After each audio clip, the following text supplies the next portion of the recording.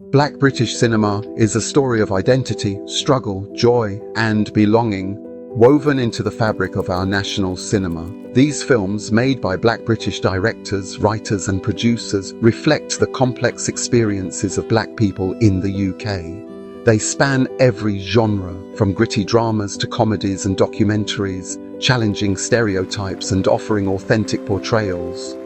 Horace Owey's 1976 film Pressure, the first feature by a Black British director, captured the Windrush generation's children with revolutionary honesty. Black British cinema is a mirror to society, documenting history, reclaiming narratives, and sparking conversations about who we are. Its creators have built their own spaces and audiences, forging a unique cinematic language born of necessity and resilience. Yet this tradition exists in constant negotiation with a dominant culture that often overlooks or underfunds it. To understand Black British cinema, we must examine both the films and the structural forces shaping their journey. The numbers reveal the stark reality of Black British cinema's place in the industry. Blue Story's 2019 box office success, $4.7 million, was a triumph, but dwarfed by blockbusters like Barbie, which earned over £95 million. Even acclaimed films like Belle, with £4 million, are outpaced by period dramas like Downton Abbey, which grossed £28 million. The pattern is clear. Black British films operate on a different financial scale, not due to quality, but unequal opportunity.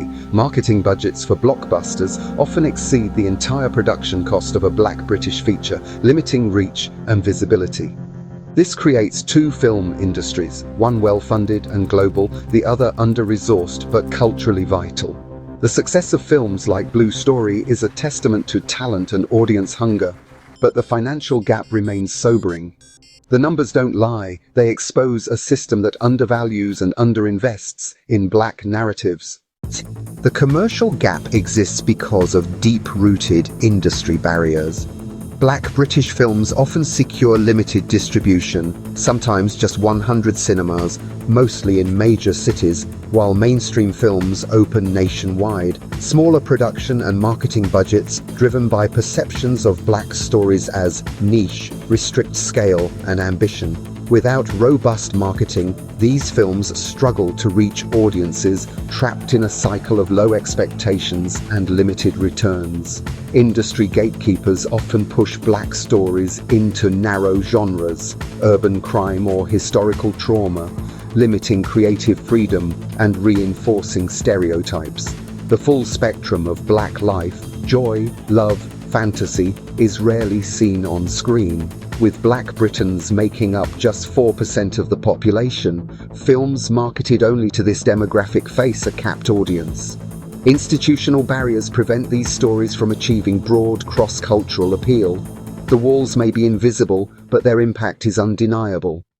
Let's look at films that have navigated these challenges. Amma Asante's Belle broke through by subverting the period drama, earning £4 million and proving Black history is British history.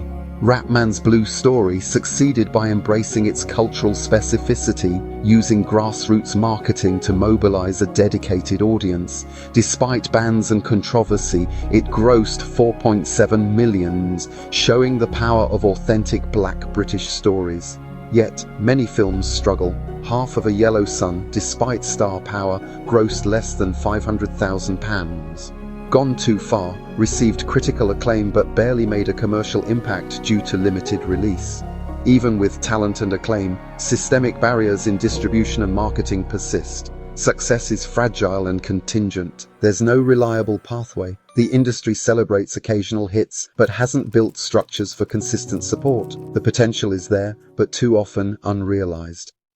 For true financial success, films must reach global audiences, but Black British cinema faces unique hurdles abroad. The global market favors high-concept, easily branded British films, often white, like Bond or Harry Potter. Black British films are seen as too British or too Black for international distributors, especially in the US, where African American cinema dominates. Cultural nuances and accents can limit appeal, leading to niche streaming deals rather than wide releases. The result, films like Blue Story earn almost all their revenue domestically, missing out on the vast diaspora and international markets.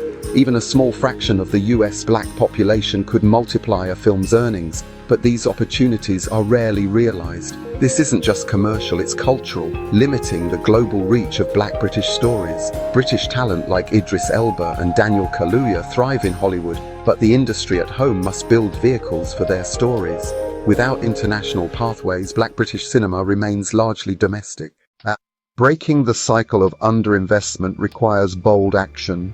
Funding must be reformed. Ring-fenced budgets for black British filmmakers can correct historical imbalances and enable ambitious projects across all genres. Marketing and distribution need a revolution: creative, well-funded campaigns and nationwide releases, not just London-centric launches. Distributors should be incentivized to take risks, giving these films a genuine chance to find broad audiences. The industry's gatekeepers must diversify, opening doors to a wider range of stories. Rom-coms, sci-fi, historical epics centered on black British lives. Moving beyond trauma and crime unlocks creative and commercial potential, enriching national cinema and boosting international appeal. This is a call to action: reform funding, reimagine marketing, diversify storytellers, and demand true inclusion at every level. The goal? Make the success of films like Belle and Blue Story the norm, not the exception. The talent is here, the stories are waiting, it's time to reframe the picture.